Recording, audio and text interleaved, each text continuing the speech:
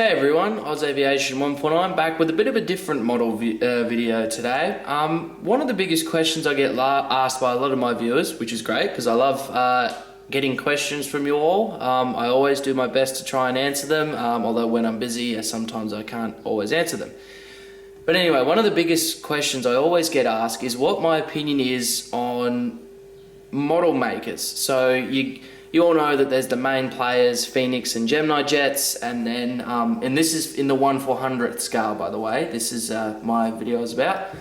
And today I'm actually comparing the 777 mold between Phoenix and Gemini Jets, and it's actually a bit of a sore point because, to be honest, I must admit I'm now inclined to no longer buy any Gemini Jets 777 models until because they really need to overhaul their mold.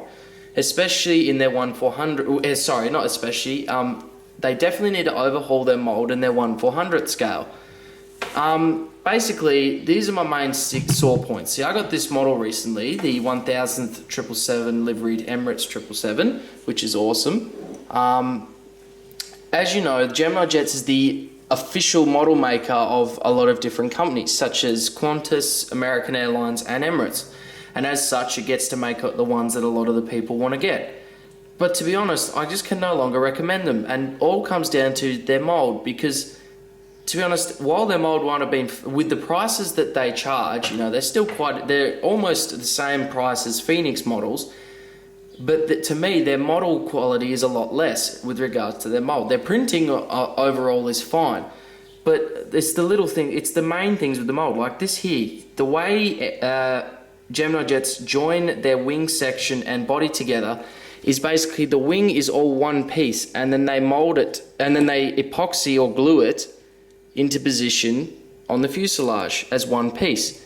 But now I'm sorry, but while this might have been acceptable back in the late 1990s or early 2000s when these models started to become popular, it's, to me nowadays, for the prices they charge, it's not, because you get this hideous looking seam between here, and you can see that's not even lined up properly, and to me it just spoils the overall look of the model, because you know, we all display them sideways such as this, and you just get this awful looking seam here, whereas with the Phoenix, where the wings are joined together as one piece into the body, you get a much better looking wing join section. And in fact, and a lot of people deride JC wings as being the lowest quality of the bunch, and generally they are, but even still, the JC wings 777 mold, in my opinion, is still better than the Gemini Jets one, because at least they got the proper wing section, and while the nose shape isn't necessarily as accurate as the other ones, it's still really good, and it's because of that wing section, it still looks better overall.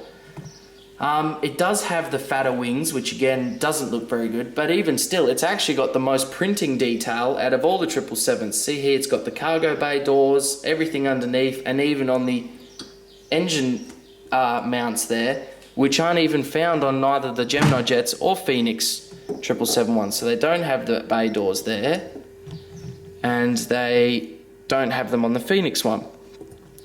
Another sore point with this mold is the really thick wing sections, because it makes it look pretty unrealistic in my opinion. See, the Phoenix have this lovely, nice, thin section.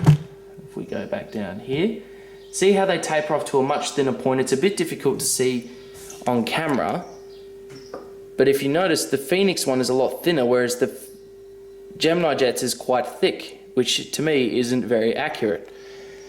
Another major point is the landing gear. Now this is where I think they definitely need to improve.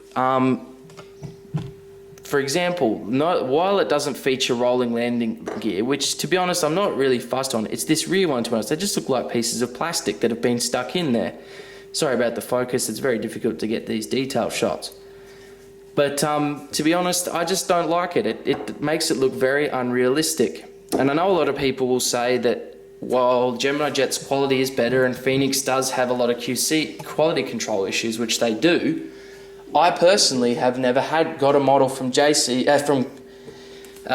models that wasn't, you know, fine. Like this the Worldliner one that I just got is practically flawless. I can't find one thing on it. So overall, I'd have to say in the end, if you're looking at the 777s, always buy Phoenix, because Phoenix, in my opinion, have a far superior mold than the Gemini Jets.